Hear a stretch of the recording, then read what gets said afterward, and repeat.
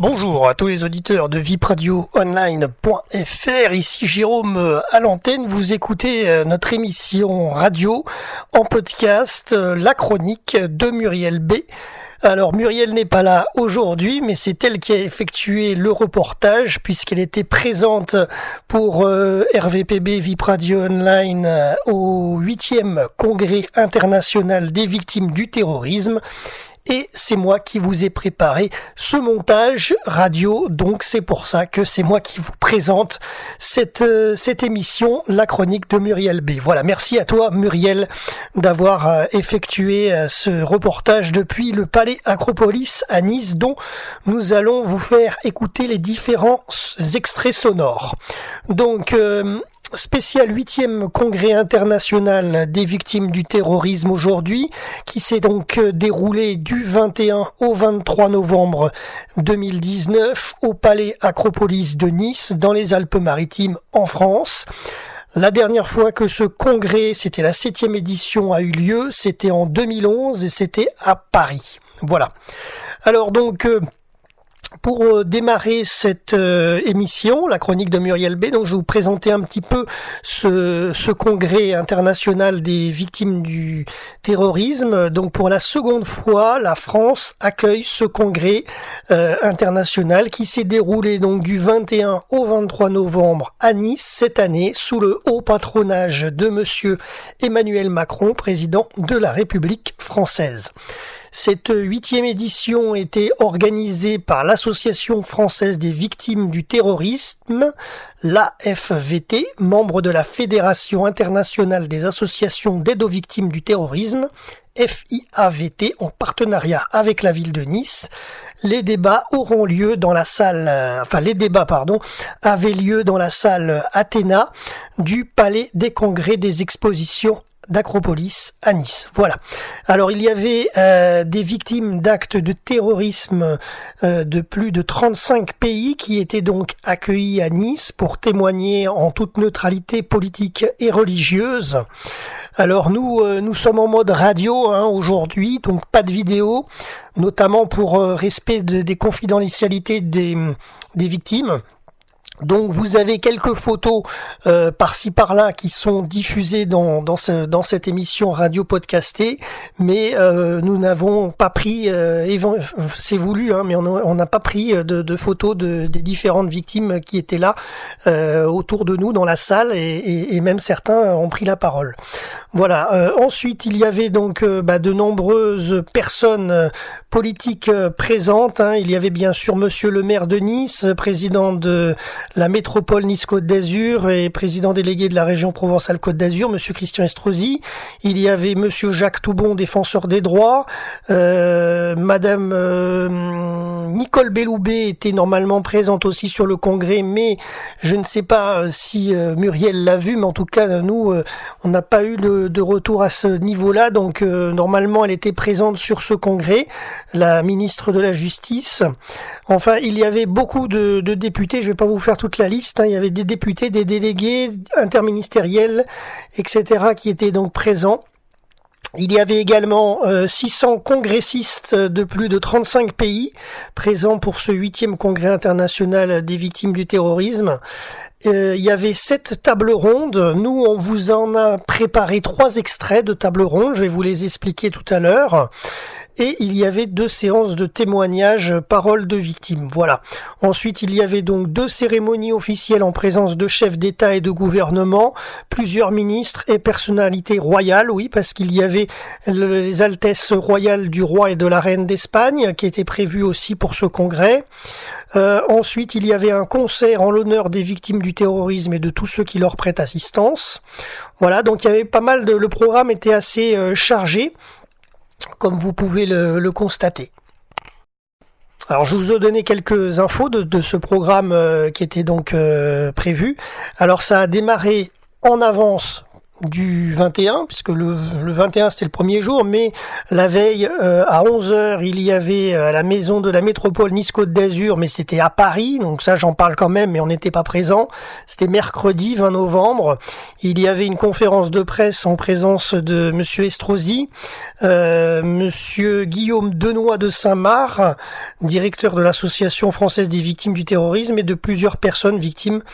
Donc il y avait une conférence de presse la veille, le mercredi 20 novembre, donc à la maison de la métropole de Nice, mais à Paris, 41-43 rue Saint-Dominique. Ensuite donc le congrès a démarré jeudi matin, 9h30 il y avait une rencontre avec la presse et les victimes. Ensuite il y avait à 13h l'accueil presse, et ensuite il y avait le programme qui démarrait vraiment, le programme scientifique. Donc à 15h, parole des victimes, 15h30, table ronde sur l'évolution de la menace terroriste, 17h, la table ronde avec le rôle des victimes de la prévention de la radicalisation. Alors ça, je vais vous en parler un petit peu, puisque c'est là où nous étions présents sur cette table ronde qui est donc avait lieu à 17h. Donc je vais vous donner tout ça tout de suite. Donc là, vous allez pouvoir écouter les différents extraits. On en a 2 de cette table ronde qui concerne le rôle des victimes dans la prévention de la radicalisation. Les personnes parlent en anglais, en français et en espagnol pour ceux qui vont écouter les 2 extraits en intégralité, bien entendu. Mais ensuite, il en ressort le rôle essentiel des victimes dans la prévention de la radicalisation. Leurs témoignages et expériences permettent de prévenir la radicalisation. Il y a un exemple, entre autres, du témoignage de Madame Chantal Anglade, professeure de français, qui est responsable, qui témoigne dans un établissement scolaire de banlieue parisienne, avoir vu le changement en classe. Dans un premier temps, les garçons et les filles se séparaient. Dans un second, les garçons ne regardaient plus la professeure. Quelques signaux que l'on peut comprendre et interpréter après coup. Voilà, je vous laisse imaginer. Donc, eh bien, je vous propose d'écouter ces 2 extraits à la suite de cette table ronde concernant le rôle des victimes dans la prévention de la radicalisation. Voilà. Et ces 2 extraits, comme je l'ai dit tout à l'heure, ils sont en français, en anglais et en espagnol. Il y en a pour tous les 3. Il y en a pour les 3 langues. On a passé, j'ai été expert pour des avocats dans le cadre de procédures judiciaires aux États-Unis sur le 11 septembre en particulier, et que donc j'ai travaillé beaucoup aux côtés des familles de victimes à ce moment-là, et puis qu'après finalement, au-delà des procédures judiciaires, comme vous le disiez, et bien finalement il n'y a plus rien, il n'y a pas ce temps qui est demandé pourtant par ces familles, par beaucoup de parents, pour comprendre finalement ces phénomènes. Moi, je le sais, à titre, dans mes fonctions de président du Centre d'analyse du terrorisme, je reçois très très fréquemment, de manière quasi hebdomadaire, des demandes de parents, de victimes, sur des points extrêmement particuliers sur lesquels il y a de leur part une demande pour comprendre, une demande de compréhension de phénomènes qui tiennent effectivement à la menace, l'évolution du contexte terroriste. Et c'est extrêmement important qu'effectivement, et je remercie effectivement à ce titre Guillaume de Saint-Marc, d'avoir organisé cette table ronde dans ce contexte dédié aux victimes des attentats. Well, I want to, of course, I agree with what was just said, and I totally understand in what circumstances your husband died, because I studied what happened. And I think that this is, this kind of gathering is very interesting also for victims of different attacks in different parts of the world to understand the political aspect of this. Because for many years here in Europe, the political aspect of it was put away to talk about mental illness, to talk about war against terrorism. As I said, you can make war against Kalashnikovs, it's really the same. So it's really important to hear you. Thank you for those words. And I got to interact many times with the victims associations, and they were always eager to understand.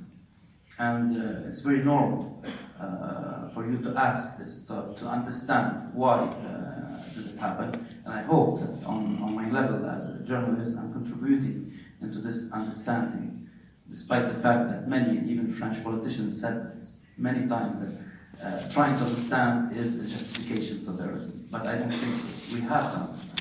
Thank you again. Thank you very much. You can applaud. Merci, on peut l'applaudir. C'est une excellente transition pour la suite, puisque effectivement les victimes veulent comprendre cette matière qui leur tombe dessus sans qu'ils aient rien demandé. Et quelques-unes aussi voient de quelle manière elles peuvent éventuellement agir pour prévenir le phénomène. Et donc nous allons accueillir Denise Lifton pour nous parler un peu du rôle des victimes dans la prévention de la radicalisation. Je vous remercie beaucoup.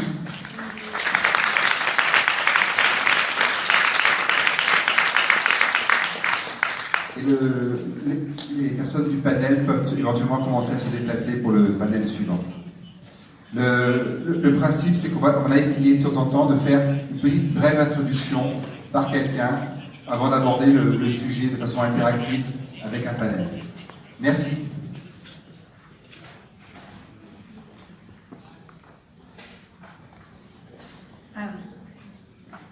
First, I would like to thank AFT and the City of Nice for holding this event. The United Nations is pleased to be your partner in this collaboration and to support such a momentous effort. Events such as this one are extremely important.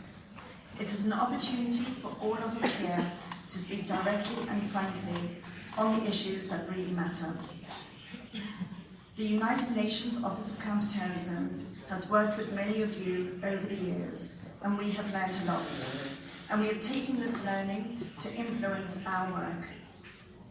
We take our mandate from the Global Counterterrorism Strategy, as well as key Security Council and General Assembly resolutions.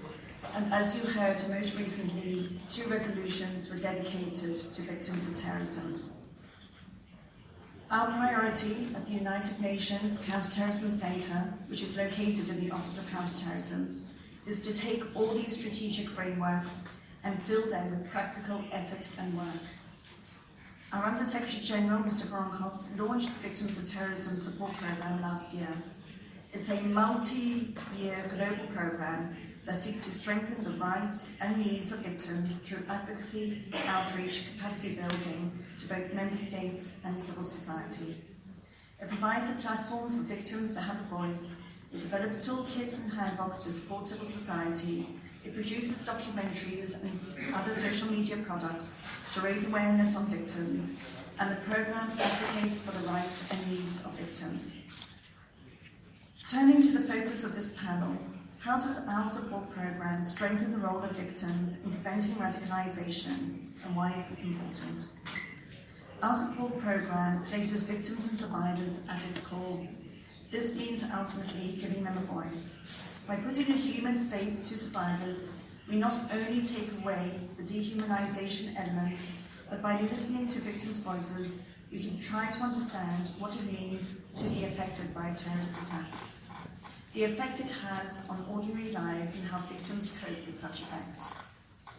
Victims' voices are key to reminding us that terrorism is not abstract. They are also a powerful reminder that terrorism has ripple effects and affects not only individuals and communities, but societies and nations. By listening to victims' voices, we hope that not only will victims' rights and needs be understood and supported, but hearing their stories and the impact on their lives from acts of terrorism will contribute to de-radicalisation efforts.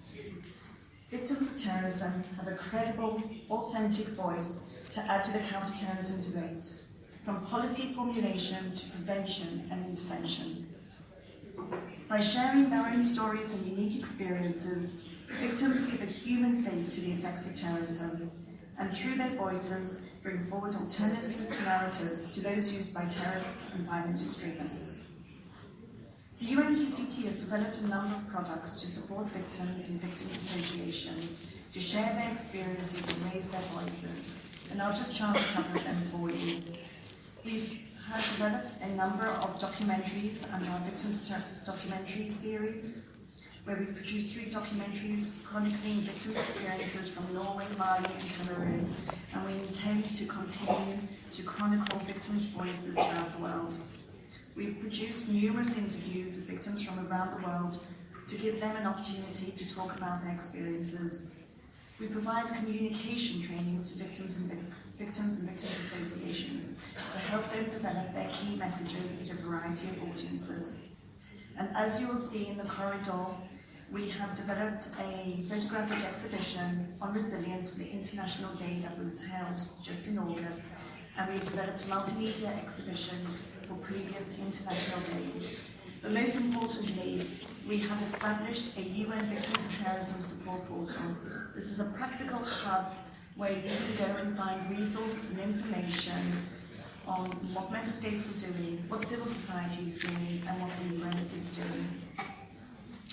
Last year, we launched a handbook of good practices to support victims associations in Africa and the Middle East, and we are currently developing one for Asia Pacific. Based on an inclusive and participatory process with victims and victims associations, we've been able to develop some key principles to ensure that victims' well-being and rights remain at the heart of strategies to prevent violent extremism. But it must always be the choice of the person when engaging in prevention efforts. The handbook calls for good practices to ensure that victims are supported throughout the process, and that victims associations can play a role in making sure that victims are aware of the impact, for example psychologically, or on their security, on their privacy and confidentiality when undertaking such activities. If a victim wishes to stop, that decision must be respected and supported, and support for disengagement must be provided. The handbook makes quite clear that victims should never be considered as a tool or instrument to be used to further a political agenda. Ladies and gentlemen, all these activities, I hope, have contributed to encouraging solidarity and social change towards victims, of raising their voices and making victims central to prevention efforts. By building and sharing messages that connect people around common values, we hope to keep the memories of victims of terrorism alive and contribute to an ongoing dialogue that puts victims front and centre in our efforts to counter terrorism and prevent violent extremism. Thank you.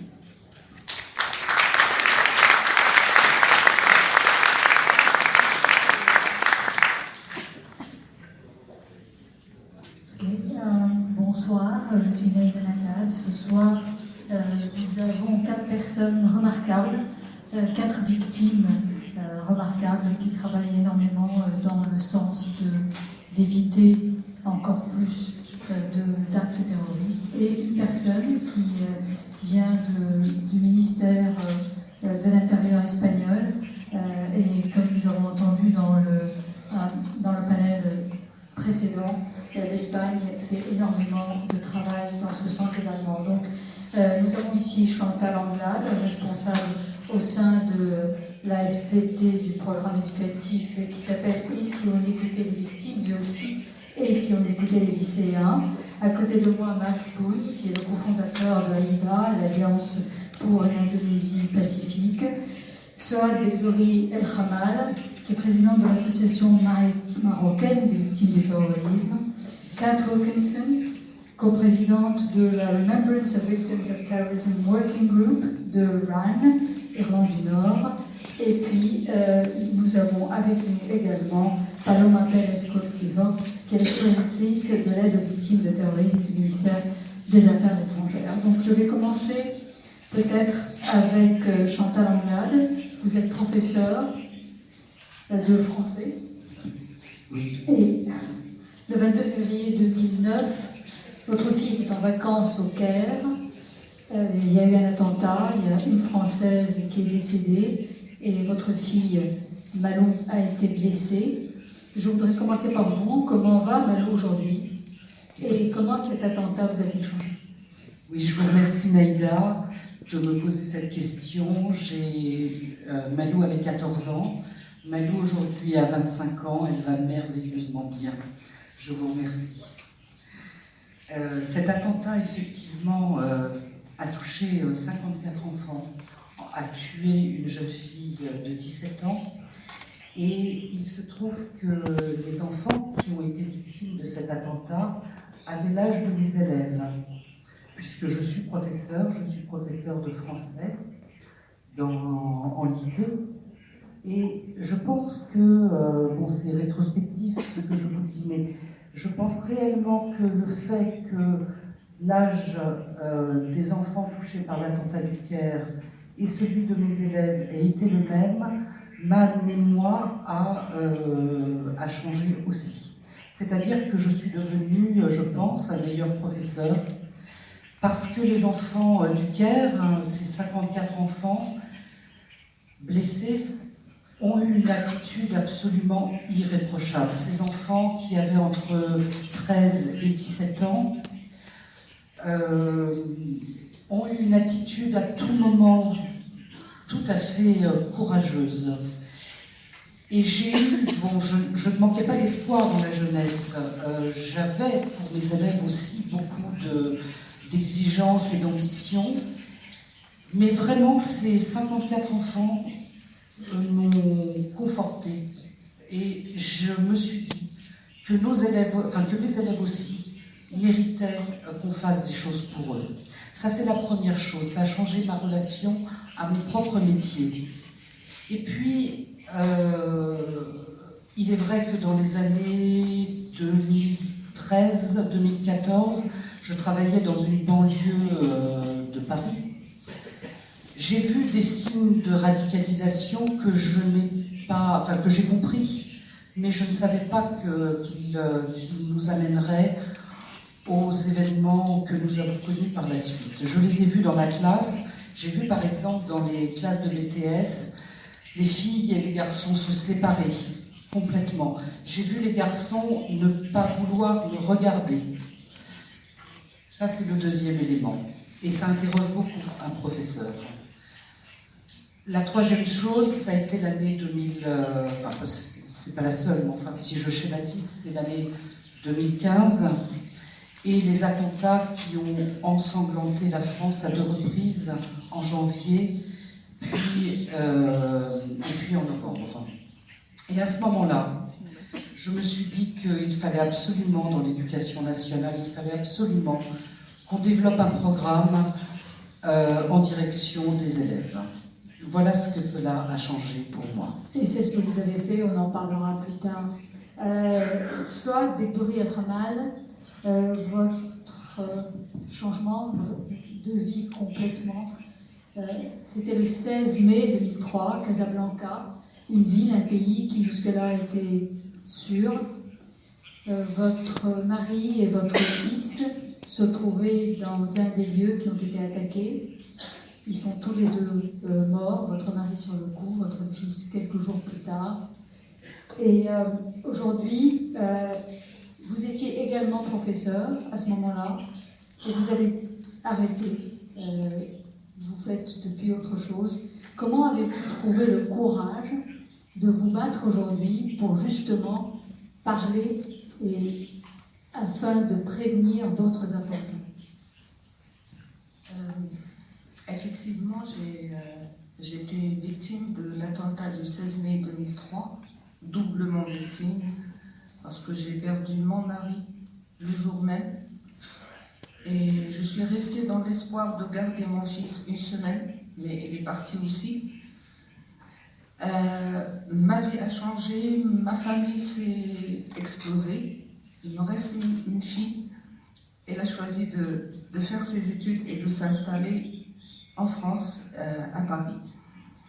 Donc, j'étais prof au moment de l'attentat et mon fils était élève. Il préparait son bac et moi j'enseignais des élèves de son âge. Donc reprendre ma profession après cet attentat, c'était juste impossible parce que je ne serais plus comme avant. J'ai arrêté d'être prof, mais j'ai choisi d'aller vers les élèves d'une autre façon.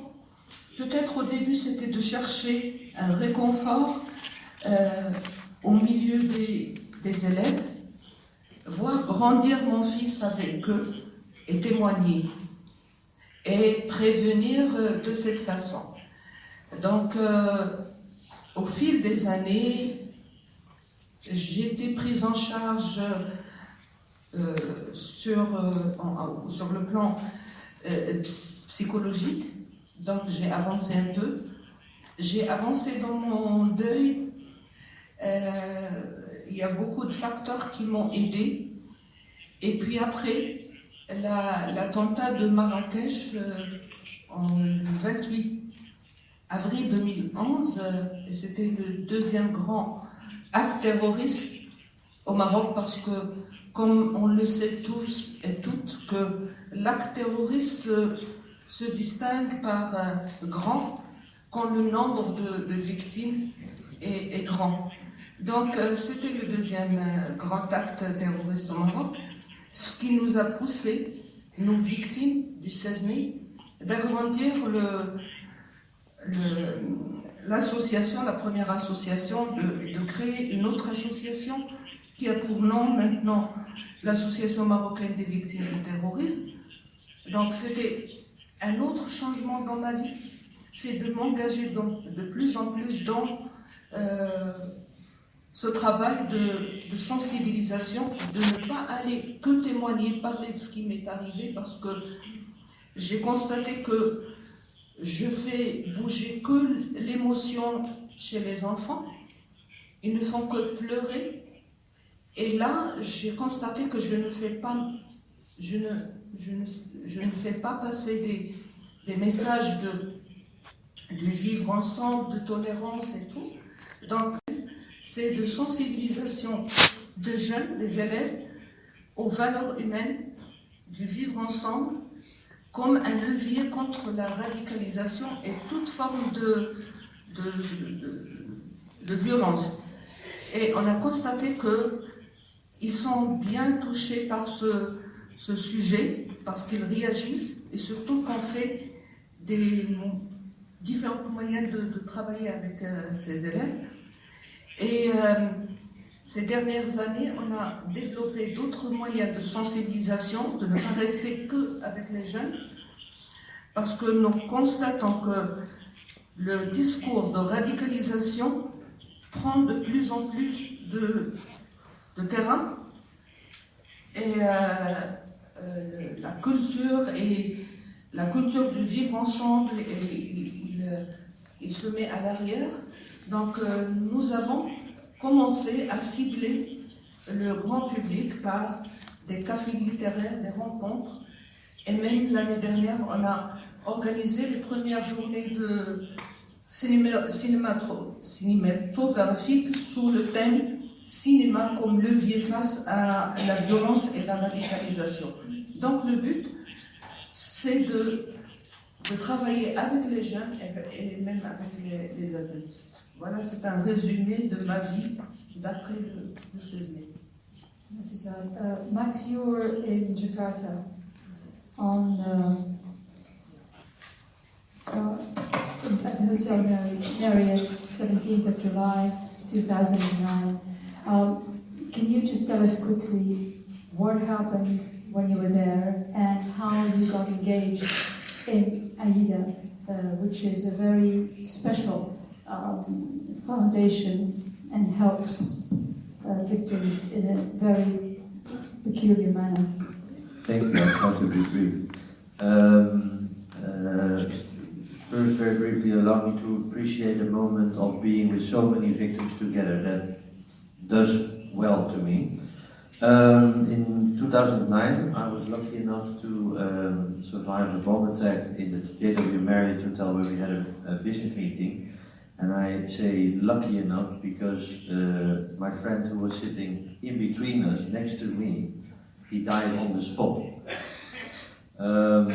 I still remember a lot of the immediate aftermath. I won't bore you with that now, but basically I later in the day got into a coma that I didn't get out for 2.5 weeks. After which I woke up in Singapore, where I had been evacuated to, learning that my 2 legs had to be amputated to save my life. That was the start of a very long recovery and rehabilitation process. It took me about 3 full years to get the level of walking proficiency that I am, where I am now. I'm an honorary member of the Ministry of City Walks, as you might have seen. During that process, together with a number of Indonesian community leaders and victims, we established the Indonesian Lines for a Peaceful Indonesian Foundation, where we try to bring victims together with former terrorists, have them reconcile, to bring their stories to communities in Indonesia. And I think I'll keep it there. Maybe you have more questions. Yes, because it's an extremely original and courageous way of dealing with this. I will get to Kat Wilkinson. Your life's changed on 2 occasions. 1984, your uncle dies. He was with the UDR, and later on, your brother is killed when he was shopping on a Saturday. Now, how did that change your life? Bonjour, and thank you for the question. But first, I'd just like to say thank you to the City of Nice for hosting us here, as well as AFET and other partners for allowing victims to have a forum to share experiences and stories. I'm also here to represent the Radicalisation Awareness Network, and in particular the Remembrance of Victims of Terrorism Working Group, which do a lot of good work in bringing events together for victims to talk about the issues that most affect them, such as the storytelling and the resilience, and also trying to ensure that there's good practices put in place. And Maria Lozano, my co-chair, is with us, and also Florian and Fenna. So yes, after the bomb in 1998, I was 20, my brother was 21. It was probably the darkest time in our lives, and it wasn't just a personal tragedy, but the whole community of Omagh, just like the community of Nice, had to rebuild their lives again after such an attack.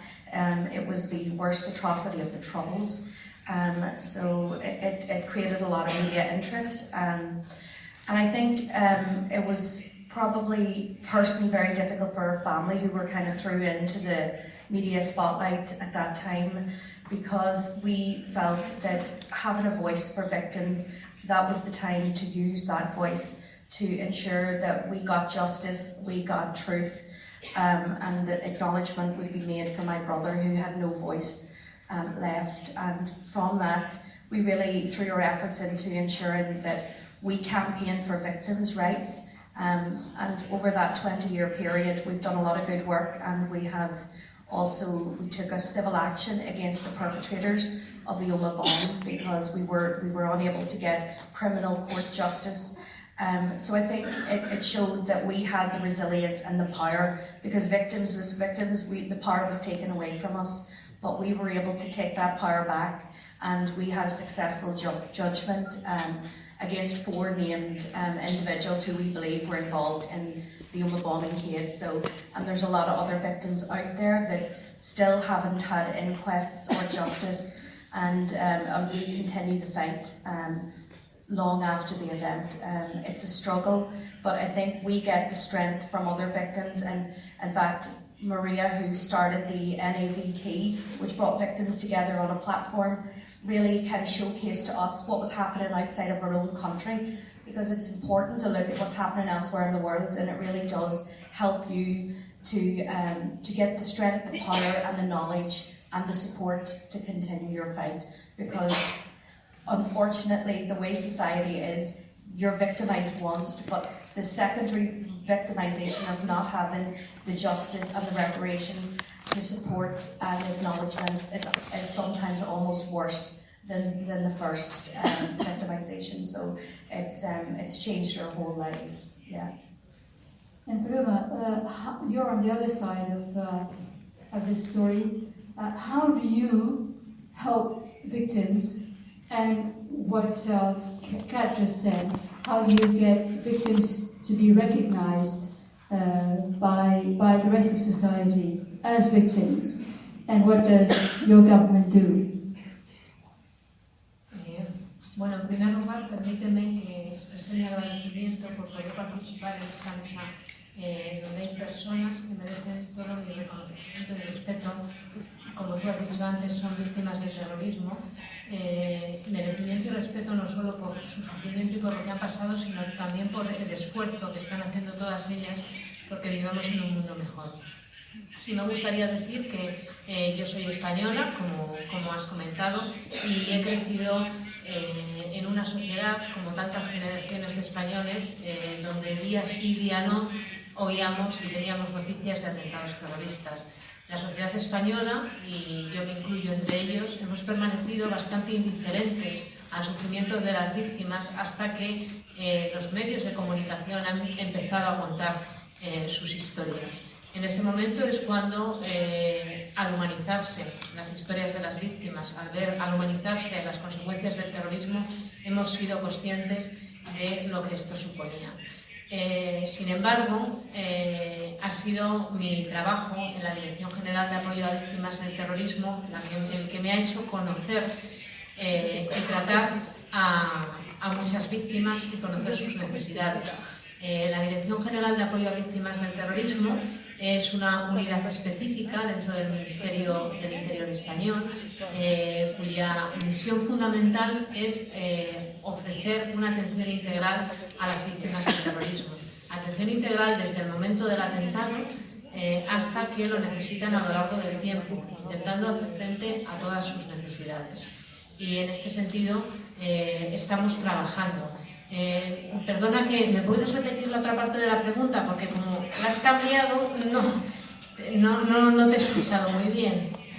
No, I just wanted to know what does your government exactly do to help victims to be able to speak and to be able to be recognized as victims by the rest of society. Bueno, las víctimas del terrorismo tienen un espacio público muy importante en España. Son oídas y son escuchadas por el gobierno y sus necesidades son atendidas.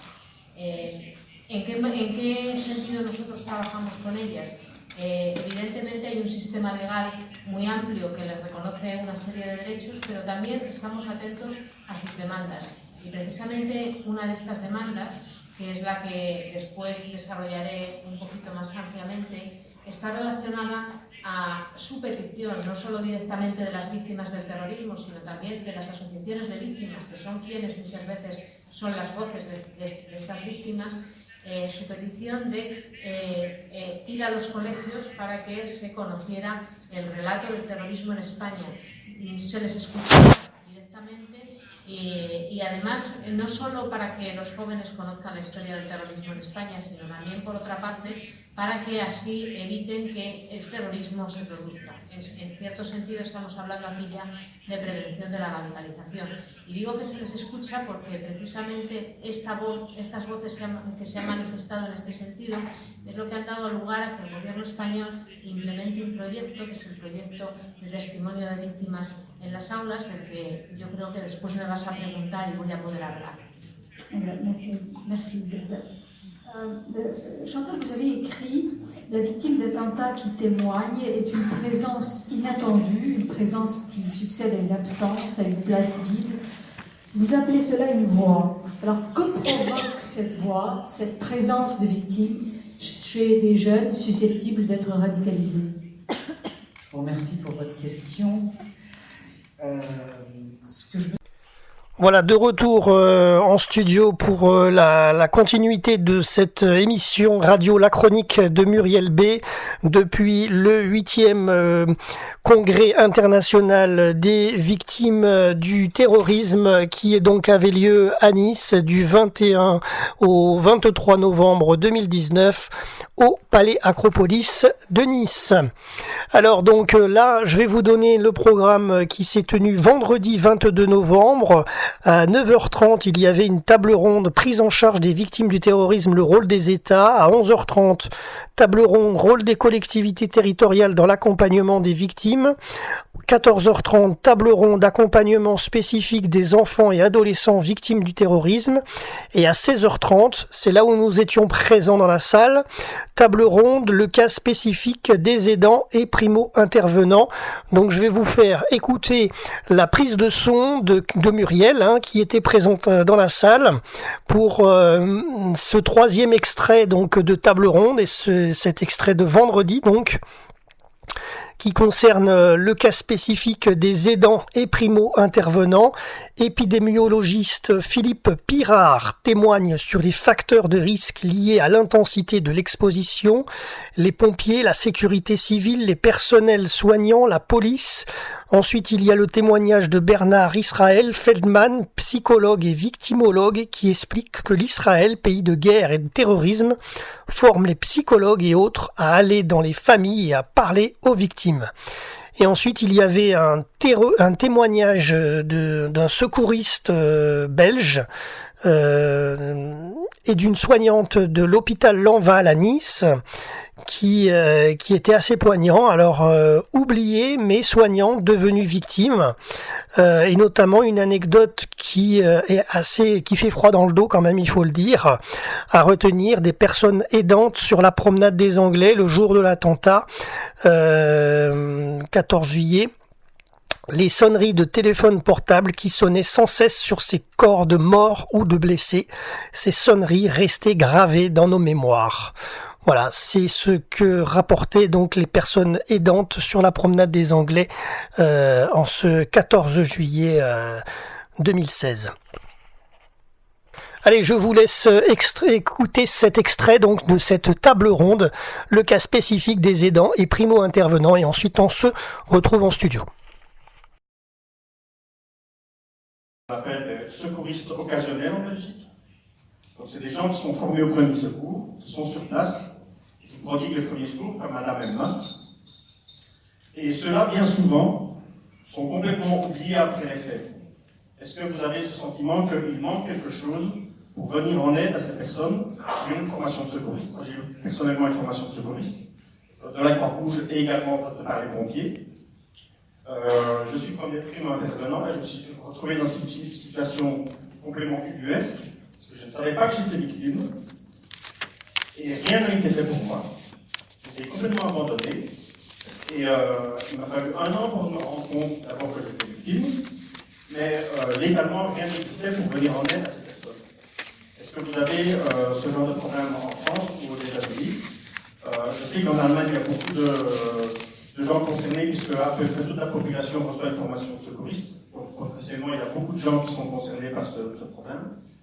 Et j'aimerais savoir si en France, il y a quelque chose de spécialement prévu pour venir en aide à ces primo-intervenants, pour surtout leur expliquer dans quelles situations ils sont. Parce que quand on le vit, on ne comprend pas ce qui se passe, on est perdu, on ne sait pas qu'on est victime, on ne sait pas où demander de l'aide.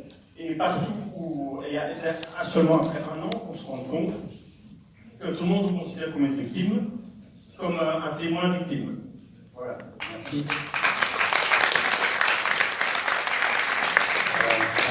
Avant de donner le micro à quelqu'un qui est peut-être en mesure de répondre, qui est soit sur le podium, soit peut-être dans la salle, la Croix-Rouge, je vais donner la parole à Emma pour lui demander si vous, Emma, vous êtes d'accord avec ce que vient de dire ce secouriste de Belgique. Vous avez aussi le sentiment d'avoir été oublié. Oh, definitely yes, because I was on my own and I flew back to Sweden the day after the attack, and no one in Sweden had been going through what I had been through. I told my story to many friends, but at the same time, a lot of close friends, they didn't talk to me for about 3 months because they thought that I needed some time alone, or they were just really scared talking to me. And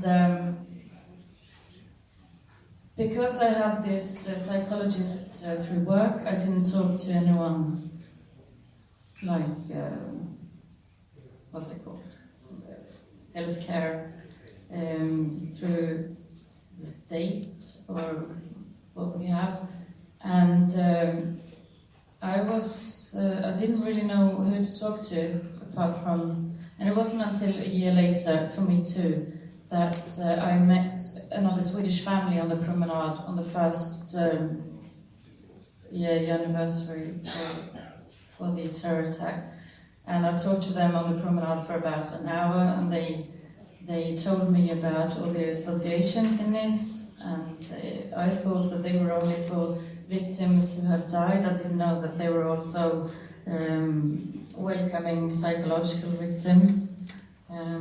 That's the way I got in touch with AFVT, and I've talked to lawyers there, and if they could help me with something, because I have been so alone through the whole process that if I could become a victim of some sort, that would be very nice for me, because then I sort of know that I was actually there. Other than that, I've been very alone. Merci Christophe. Merci madame. Merci. On a une dame ici qui a peut-être la réponse à la question qu'a posée notre amie belge, qui est soignante en France et qui visiblement n'a pas eu de réponse non plus. Bonjour, donc je suis infirmière puéricultrice et le 14 juillet 2016, j'ai travaillé aux urgences de Lamballe, l'hôpital pédiatrique qui se trouve sur la promenade des Anglais. Et en fait, je veux compléter la question, la remarque qu'a fait le monsieur, parce que moi je peux dire qu'en tant que soignante, l'hôpital Lamballe, les urgences de Lamballe se sont retrouvées au premier plan. On avait été préparés en amont. Il y avait l'Euro 2016, donc risque d'attentat élevé.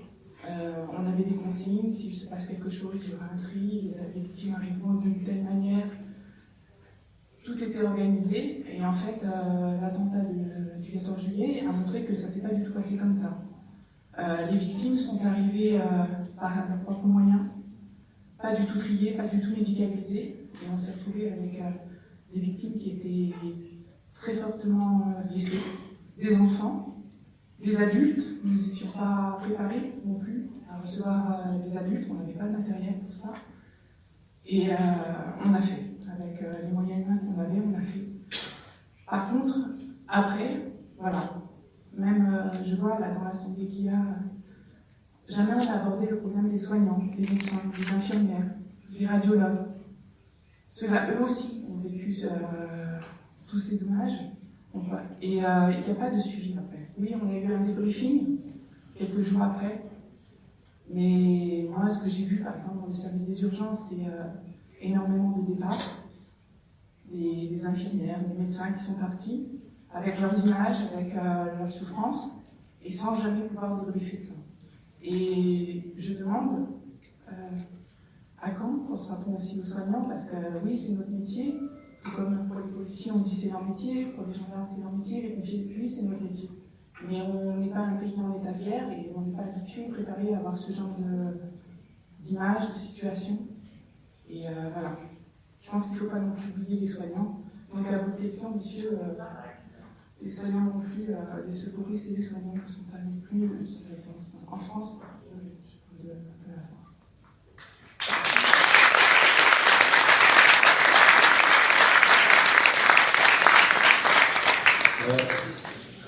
Un mot, oui. Peut-être d'abord le docteur Feldman, peut-être Florence Deloche, si vous pouvez dire un mot aussi par rapport à ces deux personnes qui viennent de s'exprimer, de Belgique et de France et de Nice. Qu'est-ce qu'il y a en France pour eux? Docteur. Non, ce que je voulais dire, c'est que j'avais été à un congrès de victimologie à Montréal, et il y avait une chercheuse américaine qui était là, et elle a travaillé sur le fait que les victimes redeviennent victimes, gravement. Et elle a chiffré ça à 70%. Et je l'ai vu dans ma pratique. Donc, pour ce qui est des soignants, c'est la même chose. À partir du moment où quelqu'un est impacté, comme on l'a dit tout à l'heure, il a un risque de se mettre en risque. et de mal terminer, soit en somatisant, c'est-à-dire une maladie grave et mourir, on en a parlé tout à l'heure, ou alors, eh bien, de se mettre dans des situations à risque ou des risques vraiment de leur vie. Et je l'ai vu. Docteur Pirard. Ça marche, oui. J'ai aidé le service de santé publique du CHU de Nice à effectuer une étude épidémiologique sur la mesure de l'impact des attentats de Nice sur l'ensemble du personnel hospitalier. Et à mon souvenir, il y avait des visites qui étaient possibles chez le psychologue en cas de besoin, qui avaient été mises en place par le service hospitalier, si je me souviens bien. Et le résultat de l'étude, c'est qu'ils ont été assez peu utilisés. Mais il y avait un dispositif de prise en charge possible, éventuellement, individuellement, en cas de besoin, dans le CHU de Nice, pour le personnel. Pour conclure, docteur. Florence Deloche, pardon. Oui, justement j'ai trouvé les interventions de la salle étaient intéressantes, juste parce que par rapport au triptyque que j'ai énoncé sur formation, organisation, débriefing, comme je l'ai dit, c'est vrai que je trouve que c'est le débriefing, le troisième, si on peut dire, pilier du triptyque qui reste à améliorer, en tout cas en France, pour ce que je connais. Et je crois que vous avez dit plusieurs choses très, très justes dans la salle. C'est d'abord souvent les débriefings, et moi je le vois aussi au SAMU, puisque la CUP dépend du SAMU, c'est souvent sur comment ça s'est passé au niveau de l'organisation. Et on a du mal à arriver jusqu'à, mais comment ça s'est passé pour nous, émotionnellement, voilà. Même pour des soignants, parce que on parle des policiers, etc., mais les soignants, c'est pas si évident, parce que comme je disais, c'est notre job de soigner, de prendre en charge, alors c'est un peu compliqué de reconnaître que nous aussi on est atteint et on aurait besoin d'une prise en charge. C'est pour ça que je crois que c'est très important, et je l'ai dit, je le redis, que ce soit vraiment systématique. Il ne faut pas avoir à le demander, il faut systématiquement qu'il y ait un débriefing. Et, comme vous l'avez dit, c'est pas une fois. Il faut que ce soit quelque chose qui devienne régulier, voilà, éventuellement, je sais pas, 6 mois, 1 an, enfin, il y a beaucoup de choses à réfléchir sur l'après. Merci à nos 6 invités. Je reprends la suite, simplement pour vous remercier tous, pour vous rappeler qu'il y a un spectacle avec la chorale de Manchester en avant-première qui commence à 21h, et le rendez-vous, il faut arriver à 20h, parce que c'est ouvert aussi à toute la ville de Nice, et vous avez, avec vos passes, vous pourrez rentrer. Donc venez avec vos badges, soyez là à 20h devant l'entrée de l'Acropolis. C'est dans une autre salle, c'est la même que celle-là, mais 10 fois plus grande. Voilà, de l'autre côté. Hein, et bien sûr, il n'y aura pas que nous, puisque toute la ville est invitée, mais nous avons une partie réservée pour nous. Et donc il y aura la chorale de Manchester, et ensuite le spectacle Piaf, qui a fait le tour du monde, et qui va être pour nous joué ce soir. Une chose importante aussi, demain matin, comme aujourd'hui, à partir de 8h, vous pouvez récupérer, vous pouvez rentrer, etc. Comme vous avez vu, il y a un petit accueil, hein, et on commence à 9h précise. Voilà. Merci. Et à 20h précise ce soir pour le spectacle. Voilà, merci à toi Muriel pour cet extrait concernant cette table ronde du vendredi 22 novembre, le cas spécifique des aidants et primo-intervenants. Ensuite, sur cette même journée, il y a eu le soir à 21h une soirée du spectacle Piaf, soirée donc en l'honneur des victimes du terrorisme et de tous ceux qui leur prêtent assistance. Ensuite, la suite du programme, c'était le lendemain, le samedi 23 novembre, dernier jour donc, à 9h30, parole de victimes, et ensuite à 10h, une dernière table ronde avec la reconnaissance des victimes et mémoire. Voilà. Concernant les différentes tables rondes qu'il y a eu sur ces 3 jours de congrès à Nice. Voilà ce que je peux vous en dire. En conclusion, donc, Au niveau de ce congrès, eh bien, il était donc organisé par l'AFVT, comme je vous l'ai dit en début d'émission, l'Association française des victimes du terrorisme. C'était la 8e édition. Les missions et les objectifs de cette association, la FVT, c'est soutenir, accompagner, conseiller, défendre, informer, sensibiliser, décrypter, rechercher, convaincre et lutter contre l'oubli. Voilà, au niveau des organisateurs, il y avait bien sûr la ville de Nice. Voilà, concernant ce qu'on peut dire. Et au niveau du centre de l'historique de ces congrès internationaux, puisque c'est la 8e édition, le Centre international pour les victimes du terrorisme de la Fondation de l'Université San Pablo est l'institution qui a créé les congrès internationaux des victimes du terrorisme, qui sont nés avec un double objectif: être un forum dans lequel la voix des victimes peut être entendue et aider celles à avoir la reconnaissance qu'elles méritent, et à la fois par la société et par les autorités. Voilà, le dernier congrès, c'était en 2011 à Paris, je vous le rappelle, comme je vous l'ai dit en début d'émission. Voilà, c'est tout ce que je peux vous dire concernant cette manifestation, ce congrès. Merci à toi, Muriel, de nous avoir pris les bandes sonores de 3 tables rondes, enfin de 2 tables rondes, mais en 3 extraits différents qu'on a écoutés dans notre émission radio, la chronique de Muriel B. C'était donc Jérôme avec Muriel pour vous débriefer un petit peu ce congrès. Merci à tous de nous avoir suivis. Merci bien sûr aux organisateurs de nous avoir permis de diffuser cette émission et de pouvoir être accrédité sur le salon. Merci à la ville de Nice aussi. Et à très bientôt pour un prochain reportage. C'était Jérôme pour RVPB, vipradioonline.fr. À bientôt.